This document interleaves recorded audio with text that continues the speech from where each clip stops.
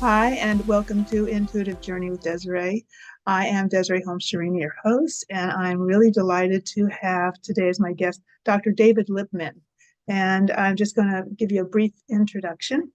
He's the owner of Physical Evidence and a seasoned chiropractic physician who has successfully treated thousands of patients. With a deep personal commitment to biooptimization, Dr. Lipman has achieved extraordinary levels of strength, endurance, and overall health well into his 60s. His mission is to share the knowledge and processes that have profoundly benefited his own life, helping others to achieve optimal health and wellness. And I am really excited to have you here. So welcome. Thanks for coming. Yeah, thanks for having me, Desiree. And that was actually a really great description. As I was listening to you say it, I was like, well, that really encompasses, me, my personal journey, my professional interactions. So that was really good to hear. And I haven't heard it that way from somebody else before. Oh, good, good. And I like that it's concise but also it speaks to who you are and probably your passion for helping others. And I don't know if you can hear my background city noise here. I don't know. I just like something big just happened out there. But so I apologize to you and anybody else if there's strange noises coming in. So I like to start with kind of your own personal, description of about yourself and what led you to do the work you do. Yeah, so you kind of summarized it in that description of me, but my personal health journey started when I was about 10 years old. There was a boy next door that was a couple of years older, and his father was into martial arts, and he really mentored me at that age and got me off of Captain Crunch and Wonder Bread and started to work out first thing in the morning. Up north we had basements, so we set up this whole gym in the basement with my dad was a plumbing manufacturer, so we had all these pipes. We made like pull-up bars and dip bars and handstand push-ups and also a heavy bag for punching and kicking. So we did almost like a mixed martial arts type workout. And that started at 10 years old, and I really took to it. Part of the motivation was we were living in a new neighborhood, and we were only a handful of like Jewish kids, and they didn't even have the neighborhood on the school map for the town we lived in. So for 2 years, they shipped us off to a Catholic school in the next town. And needless to say, we weren't received well, at that time, unfortunately. But one of the things that I think really motivated me at that point by working out with this guy was like, I didn't want to be a victim. I wanted to feel strong. And the philosophy that he taught was his dad's philosophy about being strong in life, eating healthy, that whole dual concept.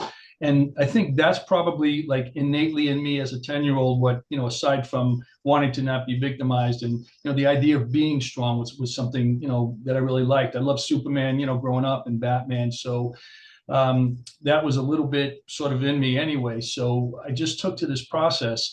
And when I was 15, I was in a motorcycle. I had an injury from a motorcycle accident, and I actually broke my neck in two places, which I wasn't really aware of at the time because I was more afraid of telling my dad I was on the motorcycle because I wasn't supposed to be on it than, the other circumstances. But by the time I was about 19, it really started giving me a lot of problems. And I had a summer job, and I was working in a fitness center, and there was a young chiropractic student, and he approached me because he saw I was having a hard time. And he was a big guy. He looked like Clark Kent, ready to pull the thing and have the superheroes. Yeah, he right, exactly. He had such that clean cut look like Clark Kent, but he was, he's a big guy. And he said, why don't you come in the clinic? I'll help you out. And I said, well, what do you do? He said, I'm a chiropractor. I said, what's that? I had no idea. My folks didn't use them. My friends didn't go to them. So I didn't even know what a chiropractor was.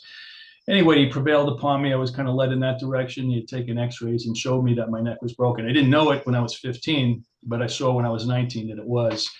Anyway, as sometimes these things happen in life, I had a direction. I was supposed to go into my family business, plumbing manufacturing, as I mentioned. And all of a sudden I get an adjustment, and that pain that I've had for 3 years, all of a sudden is gone, like in an instant. Wow. And it just had a profound effect on me.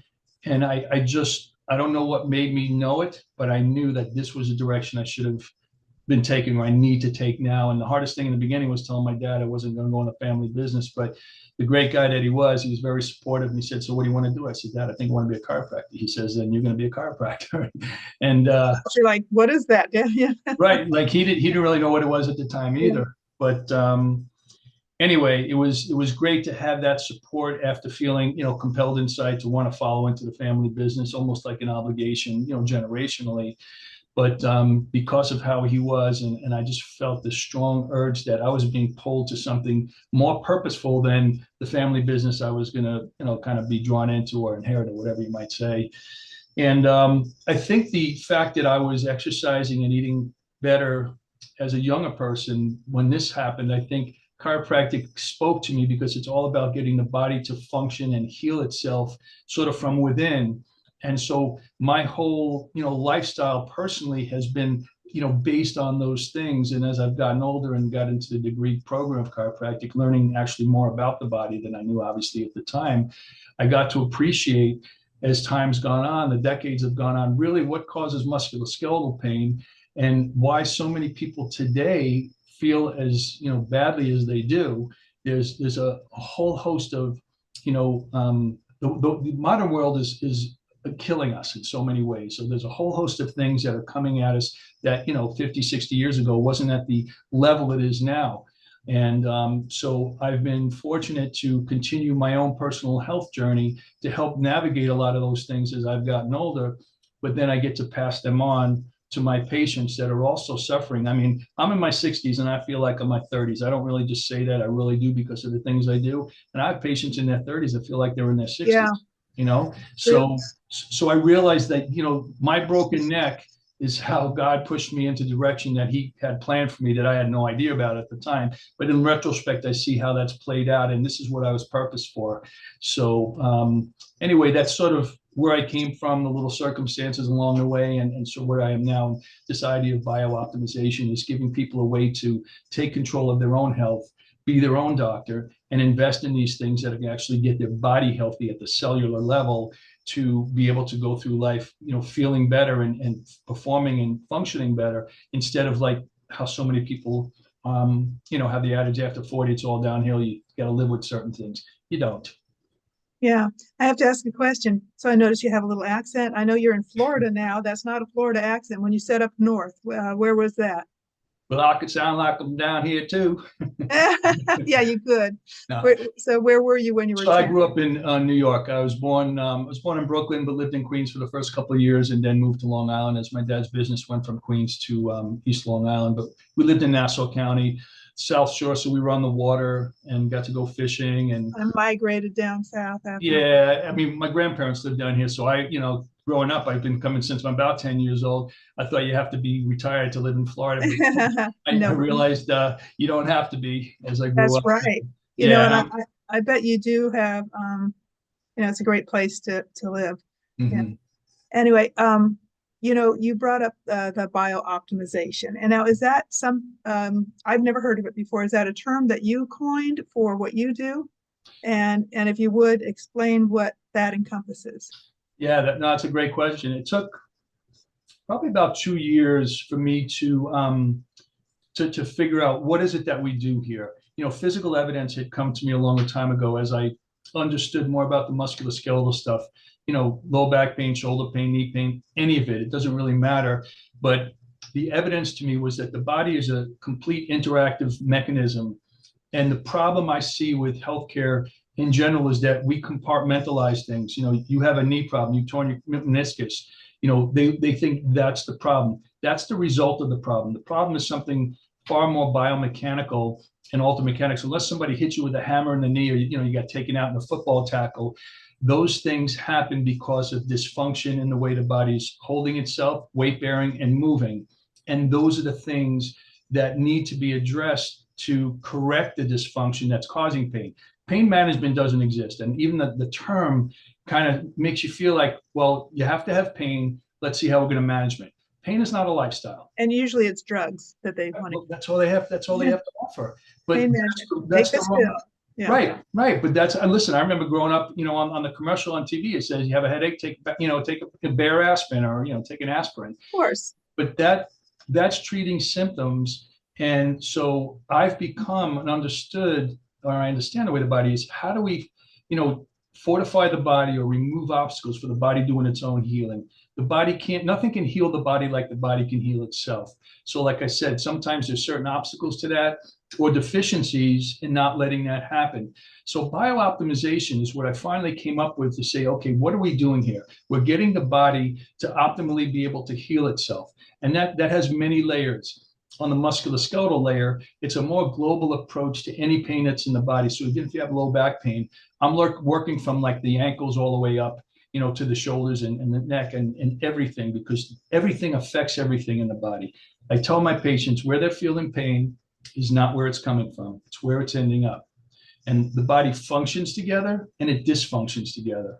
And understanding that and learning that finally, I wasn't taught that in school. I learned it by seeing certain things along the way, but implementing that mindset in terms of how I treat people has given me a much greater success rate. And I'm able to give them what they need to do as their homework to say, look, you're the one that's walking around this body every day. This is where your deficits are. This is what you need to focus on to stay strong, mobile, and functionally stable so you don't have pain. So that's one layer of biooptimization. The other is looking at the cellular level and seeing what's affecting somebody's ability to make energy at the cell, because there are over 32,000 diseases that we've identified, to the humans, and every single one of them have one common denominator, and that is a reduction of energy production or energy metabolism at the cell level. So when you think of it in those terms, we really don't have diseases. Diseases are merely symptoms of a loss of optimal energy production at the cell level. So we have things here that optimize that, like red light therapy. We have the full superhuman protocol, which combines electromagnetic energy, exercise with oxygen therapy, and then red light therapy, because it's oxygen, and getting oxygen into the cell to make energy is what optimizes cell energy production. When free radicals are in our environment, we have so many now more than ever because of pollution and things that we drink and we breathe in. It's preventing oxygen from getting into the cell and optimizing energy production. So whatever that cell is to whatever that tissue is to that system, as that cell loses energy, that whole tissue in that system is going to start to degenerate much more rapidly, leading to metabolic disease and all that. But it all comes down to the energy produced at the cell level. I'm going to ask you to kind of step back to this protocol, sort of. So describe what red light therapy does for the patient. Okay, so in terms of the protocol, I'm going to go to the other ones. Do you want me to start from the beginning, or start from the beginning? Okay, yeah. Sure. So somebody comes in and you decide to do this protocol for them that you just kind of mentioned. So like maybe they come in with whatever, give an example and why you would choose that and what it's actually doing when you're using it for them. Sure. So most people that are doing the protocol or choose to do it, there is one of two. Somebody's trying to improve performance. Like I have some professional UFC fighters, jiu-jitsu, mixed martial arts, professional fighting league, pickleball players that are professional that want to increase their performance and get an edge. So that's their reason. But I have people that are at a health deficit, long haul COVID symptoms, chronic, just lethargicness, things that a lot of people, like I said, people in their 30s and 40s, they don't feel optimally healthy. They don't feel great. So that's the other population that tends to do this from a health standpoint. I recently got a woman that was diagnosed with breast cancer, and instead of going to get traditional radiation and chemo, she's coming to do superhuman because she wants to flood her tissue with oxygen, because where oxygen exists, cancer cannot. Right. Oxygen is the enemy of all disease in the cell. So step one of the protocol is a pulsed electromagnetic field. So you're laying on an electromagnetic field. Many people have heard of the Beamer. That's one of the brands out there, or even grounding or earthing, where you're walking barefoot on either the sand or the grass, because the Earth's electromagnetic pulse is what helps our own plus and minus charges to stay in their optimal setting, because we're basically electromagnetic vessels, our bodies are. So all our physiology is dependent on that. However, we've, paved over in the last century, the earth. So we're walking on concrete, people that live in the suburbs of the city. We wear rubber soles, which also buffers that earth's pulse. And worse than that, all this electricity around us and our wireless and our 5G and our Bluetooth devices create these high frequency electromagnetic fields that actually harm our physiological makeup and cause disruptions, preventing us from taking in oxygen, as an example, properly, or for our nervous system to communicate properly, or electrical system, cell to cell, all of those things. So the pulsed electromagnetic field is giving us what the earth should be giving us, and it optimizes all those polarity exchanges. Step 2 is exercise with oxygen therapy. So we breathe in about 20% oxygen in our atmosphere, but this therapy provides about 98% oxygen purity while exercising. So we happen to use a Bowflex stepper, so it has an upper body. It's kind of like an elliptical, but more in a step, pattern. Okay. And so you're breathing through a mask, Somebody's got the oxygen on. Right. So you're breathing in 98% oxygen instead of the 20% we have in the atmosphere while exercising. And you do sprints. And every time you sprint, you create what's called oxygen debt, which increases the partial pressure of oxygen at the lungs coming into the bloodstream. So as that pressure increases, your body's taking in more and more of that oxygen. But now, again, we're not breathing in 20%, we're breathing in almost 100%. So the concentration of oxygen during this EWOT, exercise with oxygen therapy segment, is like 5 times. It's not really 5 times more. It's only 3 times more. We don't need 98% oxygen. We could get the same effect with like 40 or 50% concentration, but that's how the compressors work. But anyway, we're saturating the tissues with oxygen. And then the final step, and this is where red light comes in, and even as a standalone, it's so powerful. Red light therapy will help drive oxygen into the cell and into the part of the cell that makes energy. It also displaces something that's called mitochondrial nitric oxide. Nitric oxide is something people have heard of because nitric oxide is actually a very powerful free radical that prevents oxygen from getting on the part of the cell that makes energy. So red light will displace that so oxygen can come in and then rev up that energy system to full 34, horsepower, so to speak. It's not really horsepower, but when nitric monoxide is there, it only runs at like 2 cycles. So you're getting 16 times more energy production at the cell level when you use red light therapy. And if you use it in conjunction as that 3rd step in the superhuman protocol. So that's really how that works. And that's simply, for those who, don't know, I guess that's, you have like a bed, or you have the lamps, or it's not even touching. It's a full bed, the one we have here. It's very powerful. There's 45,000 diodes of light, red, and 3 additional wavelengths of infrared. So every cell in your body is getting affected by this. It just absorbs through through the skin into the deeper. Through the skin, exactly. Yeah. The higher the wavelength, the deeper into the tissue that light will penetrate. And we have natural receptors in the part of our cells that make energy to absorb that light and to use that light to rev up that energy production by optimizing oxygenation at that point of the energy cycle where oxygen is needed. It's just like the way plants and trees and grass grow from photosynthesis. The creation has the ability to absorb light, and it uses that light in its growth and regeneration process. So just our human bodies do the same thing. Wow. And does a patient, do they feel different right away after they've done this? So absolutely so. Whether we're talking about somebody that just works out and, worked out right after they did superhuman or sometime later, all of a sudden they feel that they're recovering from, an exercise set or a class or something like that is so much faster. And people that are doing performance, that's where they see it. They're recovering much quicker, especially the fighters, because, they'll do a 3-minute round and usually they're tired out. They're not getting tired like they would normally get because their body's recovery rate, because of the amount of oxygen that's working in their cellular level, is getting them to recover so much faster. It gives you better sleep. It helps with, depression, anxiety, mood swings. We don't realize how much more oxygen we can be taking in and bringing up our cellular metabolism because just the way the modern world's affecting us. And a lot of people aren't deep breathers, they're shallow breathers, so they're not getting enough. So if you're not getting the magnetism that you need, the oxygen that you need, and the light you need, you're going to be at a great deficit at the cellular level. So the superhuman protocol doesn't give us anything that we're not capable of, but nobody's walking around like this. Right. And so would somebody come on a regular basis to do this? Is there like a short-term kind of a treatment, or is this something sort of like going to get your hair done? That you come every 6 weeks or every month or every week, or what would someone, how often would someone use this therapy? I would say the determinant factor is why they're doing it to begin with. If it's somebody that's on a health journey, you want a biohack, this is a biohack of sorts, and not of sorts, it's definitely a biohack.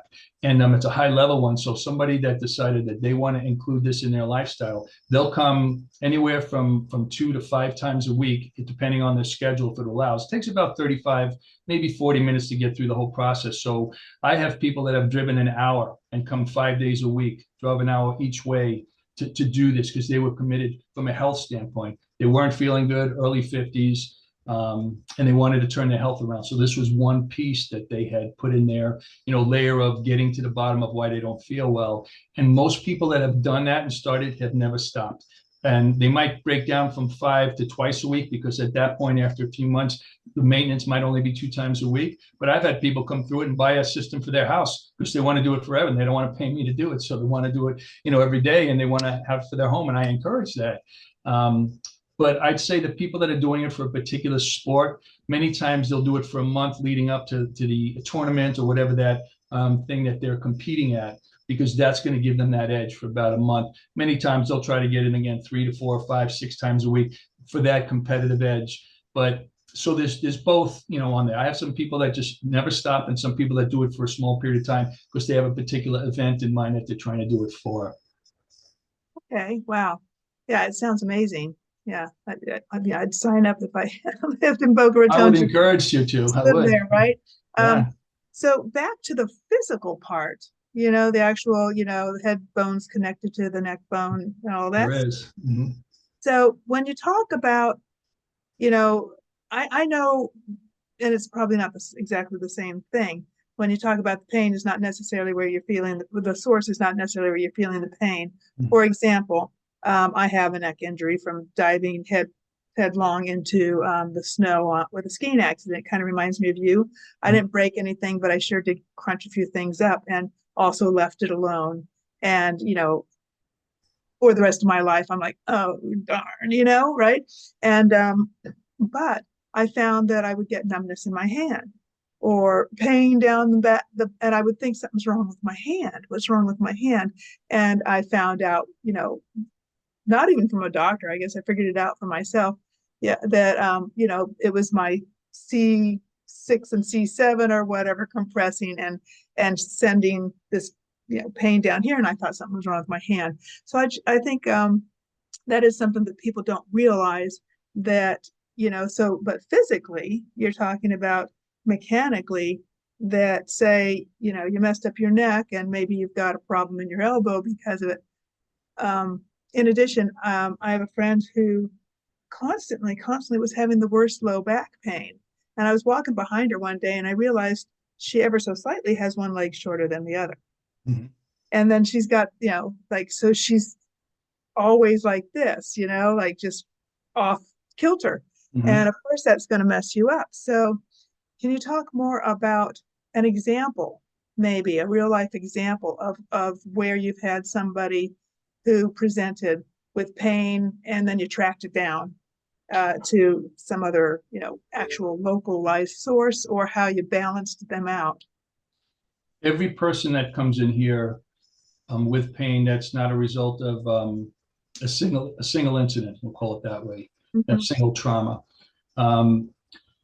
There's some deficit that starts from something they're doing every day. Maybe it's their desk at work, maybe it's their mattress. Maybe, the last 2 hours at night, they're on a couch and they're on the same spot on the couch every night. So one side kind of dips down and, so that shifts the body's, symmetry, and that becomes the new normal. The body is a fluid machine. It's not like a machine made of steel and cables and gears, but it is a machine in the same sense in terms of the functionality. However, because it's organic and it's living, it has the ability to shift and adapt to those things. Unfortunately, sometimes that the new normal of those shifts become the normal, and it's dysfunctional normal. It's not functional normal. So I'm always trying to not only identify how they're presenting, like which hip is higher or leg is longer, shoulders higher, but what are the daily things that they're engaged in that might be leading to that, because I can remove the dysfunction and help re-engineer it. But if that's not being reinforced by the person who's walking around in that body through proper exercise and strengthening weaknesses and imbalances and keeping mobility, they're going to be back in the table. Now, one thing I will tell you that's a big common denominator is many people have a deficit at the feet. In other words, like a fallen arch more on one side than the other. And one of the things we do is we have a scanner that will scan the way your feet are weight bearing and show you if there's a deficit, if there's too much pronation, meaning your foot's flaring out because the arch is falling. And if there's a big differential between the height of the arch on one foot versus the other. So the one that's fallen more is automatically going to have your body, like you said with your friend, kind of off kilter. And that many times comes from a fallen arch that causes the lower leg to rotate in and the knee drops on that side. And again, the body's going to compensate to still have you standing up straight, but there's going to create tension on either side and, a high shoulder or whatever it might be. And so that's one of the major things, because when I identify that and then we correct that by getting those custom orthotics, then they have a better chance at holding the re-engineering that we do here in the office, because they won't have that deficit if that's their deficit. Again, if it's a person that's sitting on the same spot on the couch every night, that might be their causative factor. Or somebody that drives a lot for work, they're using one leg all the time, so it shifts the pelvis. So all these daily things, I try to help people identify and see where they can modify or mitigate those things to help reinforce the changes that we do. So that'll be more meaningful and more sustainable for them. Yeah. And it's true. It's just like anything else, as a hypnotherapist, I help people make behavior changes often, as a life coach. And it's like, okay, so, but they have to do it, right? They have to practice. Create a new habit. It just helps them. Yeah. It helps them, make that change more easily. Sometimes it's like that, but other times they end up wanting to slip back into the old behavior. Mm-hmm. And so I get it. And I've been guilty myself. I've gone to physical therapy and they're like, okay, go do these exercises. And here's a piece of paper. And I'm like, yeah. And I'm really, really bad about doing the exercises. And, and then I'm like, why does my neck hurt? Right. Same thing. I get it. So some people are afraid of chiropractic. They've mm-hmm. heard things about like crunch bank, and I've gone to a chiropractor, mm-hmm. and there it is a little like, I don't know about this when they roll you over and they go crunch. Mm-hmm. So can you describe what's happening when you do that, and or for people that are afraid of it, is there a gentler, kinder chiropractic adjustment that can happen for them? That there are. I mean, there's actually different techniques that we're taught, some of which actually involve instrumentation. So instead of being done by hand, it's being done by an instrument that was created to deliver a measurable amount of force to basically release the tension of the joint and the muscles around it, which not only helps mechanically but helps neurologically. It helps things. The brain is now getting more information coming in and going out, because when muscles are tight and joints are locked up, the brain loses information about the awareness of the the condition of that joint, how much pressure's on it, is it stretched, are you moving up and down? Like the brain knows that my finger's up here. I'm not looking at my finger up here now, but my brain knows that because there's specialized nerve endings telling that. However, when you lose mobility because of joints that are tense and muscles around them that are tense, the brain loses that inward activity, so it has a harder time adjusting properly to how much mobility you're going to have. Because if the brain can't control, let's say, some part of the range, or it feels like it's too much tension, it's going to shut down that part. It's not going to allow that to happen. So chiropractic is, whatever technique you're using, is trying to restore that. Now, me personally, I see how much myofascial tension and trigger points and knots in the musculature have to do with the whole musculoskeletal system. So before I was about to ask about that. Yeah, before I'm even adjusting, I'll probably spend 20, 25 minutes just unwinding that tension globally throughout the body. Because by that time, and they're spending, 25 minutes on my table with me working on them, certain things I'm doing to them or using certain technologies. And in some cases, they're doing things together because we're trying to re-engineer the way that muscle is working or, not working. And then by the time it's time to do the adjustment, I don't have to use very much force at all. I mean, I'm 5'10" and 190, and I have the strength to do it, but I don't need to use a lot of force because their body's in that supple state. Now, they didn't just lay down on the table and say, lay down and crack. I don't do it that way. Right. And some people do it that way. Yeah, it's a business model, but that's not my business model. It's not my approach. So I have found my approach to be much more effective to actually creating change and resolving issues faster and more pain-free than, let's say, necessarily the way I practiced when I first got out of school, because that was more what was emphasized, the adjustment itself. And you brought up the myofascial stuff, and again, I know some enough about it to understand like how it kind of just wraps you in place. Mm-hmm. So say somebody gets to a state where everything's kind of like in the wrong place, and it has been because of their behavior, their habits, and the way they're carrying themselves, and it's painful. They come to you, but you can't quite just undo it with the snap of your fingers. Like you say, you have to re-engineer. You got to re-engineer. Yeah. Which means, so can you describe the fascia and how that ties into this whole readjustment and how you can make that sort of more permanent change for someone? Yeah, no, that's a great question, and I get to explain this all the time. See, most people are aware of that we have individual muscles. We have biceps, triceps, pecs, abdominal muscles.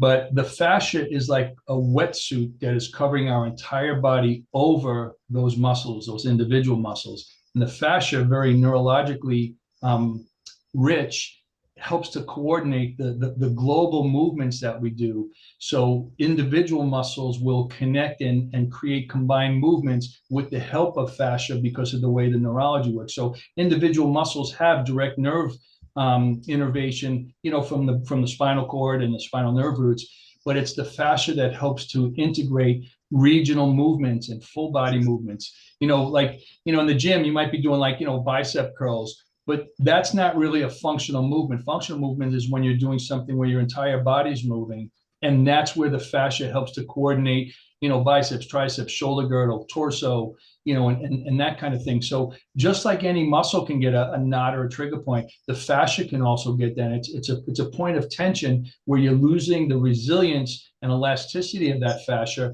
And then many times it can become somewhat permanent and almost become more of a scar tissue instead of, the tissue that's originally there that has more elasticity and resilience. So sometimes, and again, as you point out, if something's chronic, it's going to take a bit of a process for the body to regenerate and remodel that. But one of the therapies we use, which is called shockwave therapy, directly speaks to that. It will take a chronic tension point, like a chronic injury, we'll call it, and it's going to create a micro trauma. It feels like a little mini jackhammer. It's like a Theragun on steroids. And it will break up those fascial tension points or knots or trigger points and create almost like an acute situation. So now the body is sending so much more resource to address that. So we've mechanically broken up the knot. We're also sending all these resources to actually create new blood vessels in the area and to get more arterioles to form, so we have more blood and oxygen coming into those areas to help regenerate the tissue. And then the tissue is going to remodel into the original normal collagen elastin type than the scar tissue that might have developed over time there. So that's how that works, and that's everywhere in the body. Wow, that's interesting, because I haven't heard about that therapy at all. And yeah, because it's like it just gets stuck there, and how do you undo it? Yeah. So are there other therapies, practices, protocols that you use that you haven't touched on yet? Yes, I do about 6 or 7 different things when I work on a patient. And again, it doesn't matter necessarily what their pain point is where they come in with. If there's pain and swelling locally on a particular area, I will use deep tissue laser, which is a localized version of the red light therapy, but it's more powerful, it's more focused, but it's also using light therapy to get to the cell level where the cells are inflamed or damaged, and to speed up that recovery process by speeding up energy production at that cell level, so that cell will generate new healthy cell tissue very rapidly. It has a natural ability to downgrade pain signals too. So it's actually getting people to feel better, but also the tissue to heal faster at the same time. So I'll use that in conjunction with something called a rapid release Pro 3. It's a vibrational tool. So I mentioned Theragun before, and there's Hypervolts, and there's many massage guns. A lot of people have them. Those are percussive. And the challenge with those is that somebody's tissue is very inflamed. They can be very uncomfortable.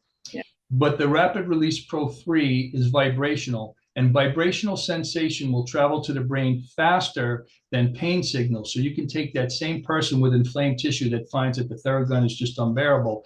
They'll be very comfortable with the Pro 3 because it's vibrational, because those pain signals are getting to the brain. I'm sorry, that the vibrational signals will get there faster than the pain of the inflamed tissue, and it'll cancel it out. The brain can't feel both. And so that's something that I use around the hips, the shoulders. Again, depending if I need to go with shockwave, or sometimes I'll use both.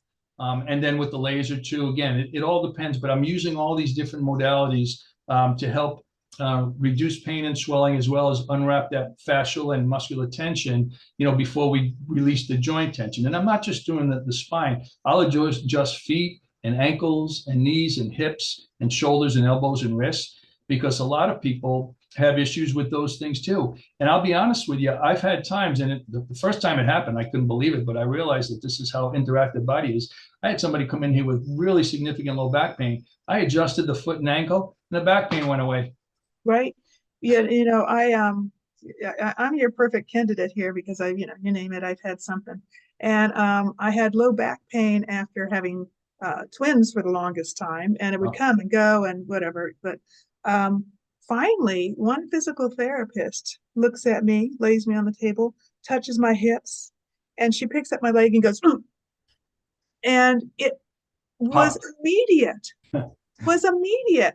None of this. Did you feel the release? Did you feel that release, Desiree? It made a nice little snappy noise. And what she said was a tendon had gotten hooked up over my hip bone. Mm-hmm. And so it had me doing kind of what my friend was doing, which was kind of walking like, favoring one side. And I couldn't pull my own leg like that. She tried to show me how to adjust it at home, but yeah, I just need somebody to jerk on my leg sometimes. Yeah, sure. I understand. But the fascinating thing was that I would go around for, weeks, months in this horrible pain. And all she did was jerk on my leg and it was gone. It was gone. And I'm like, okay, wow. How come, how many physical therapists did I go to that didn't just think to do that before? So, sure. Yeah. So I think there's a lot to be said for, what you do and these practices where you identify what's really going on, all the parts and pieces, instead of just giving a pill or massage, or I'll take the massage, I'll leave the pill. But also one of the things I notice I appreciate about what your approach, similar to say hypnotherapy, is I like to go to the source. Mm-hmm. I like to say, where's this coming from? And so I think if you don't go to the source, like you said, if you sit back you end up back in the crack of your sofa and you say, my back hurts, you're going to still have the same problem. So identify, what are you doing every day that, keeping this going. Right. We're always seeing symptoms, and people always focus on the symptoms and think that's the problem, but that is not the problem. That's the result of the cause. So that if people start to realize that and understand it, because we weren't taught that way, and the medical community doesn't look at it that way. They look at symptoms as this thing that has to be addressed, as opposed to what's causing that to happen. I mean, tennis elbow is such a great example. You go to an orthopedist, you're going to get a cortisone shot. So there's tendonitis at, the extensor tendons by the elbow, common in tennis players and pickleball players now too.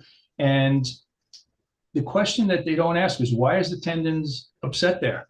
Where is that coming from mechanically? Well, if you move up the chain into the shoulder, there's a good chance that that's where it's coming from, and sometimes even down by the wrist too, because the shoulder joint, the elbow joint, and the wrist joint are part of the same chain. So what ends up locally in the elbow, unless somebody hits you with a hammer there, it's not coming from there, it's ending up there. So mechanically, you have to unwind all of it. And so that's the way I approach it. I do some local work to the elbow itself, but I work on the entire thing, because if I don't, I'm not going to resolve that. Yeah, and it may just be education on how you're swinging. Go learn how not to play like that. Technique, sure. Another great example I have is, again, for years, this neck thing, right? For years, I would sit at my computer with the mouse on the desk, and awful pain here all the time. And then one day I used my computer on my lap on the sofa or something. And so I put the mouse down on the sofa and used it on the sofa beside me instead of like that. And I just perchance, I'm like, oh, well, look at that. I don't have pain from using the mouse down. It was ergonomics, right? It was like, so I learned to pull a drawer out and put something on top of the drawer to use the mouse down there. And again, I've been to physical therapists, like help, it hurts, whenever. And again, not to like really slam the physical therapist, but simple things where they could have said, oh, you need to modify your workstation, by behavior. Yeah. Right behavior. I mean, your shoulder's still higher on your right side than it is on your left. I could see it here. So there's probably some chronic stuff going on there. Yeah, I'm not trying to make you self-conscious, but I could see that. I see that on people all the time. And I'm reversed, so this is my right side over here. Yeah, I don't know how this sees. Like, no, it's on my left, but it's your right side I'm talking about. Yeah. Yeah. Anyway, so it works for you. Whenever I look in the here and I want to fix my hair, I'm pushing it the wrong way. You don't have to worry about that because you got. Oh, thanks for reminding me. Yeah, well, you wear it short. So anyway, is there anything else you'd really like to share with anyone who's catching this that you think would help them? Yeah, I think getting back to what nature provides us that we kind of lose a lot in this modern world. A lot of people don't spend much time outdoors, and getting out, get your feet naked on the grass, get your feet on the actual sand, walk 30 minutes on there, do deep breathing. The Wim Hof method is something that's popular and it works. And what it's doing, it's getting much more oxygen saturation into the tissue and get into the sunlight, so it'll help drive that oxygen. And so you can do your own superhuman protocol without purchasing any of these pieces, but it'll absolutely make you feel better. I guarantee you do that for a week. If you haven't been feeling so good, you'll feel good much better and much faster just by doing that on a regular basis. We live on the South Shore here. So we have a beach, 10 minutes from my office here. So the people that live on the east side of town are pretty much doing that all the time. The air is fresher there because it's not by the golf courses that have all the fertilizer and pesticides. You could even smell the difference when you drive 10 minutes to the east versus come back here to the west. So anybody that's, whether you're in the mountains or the beach, it doesn't matter. Get yourself out and do deep breathing every day. Look up Wim Hof and see what that method is, because it'll absolutely get so much more oxygen in your tissues than you're walking around with now.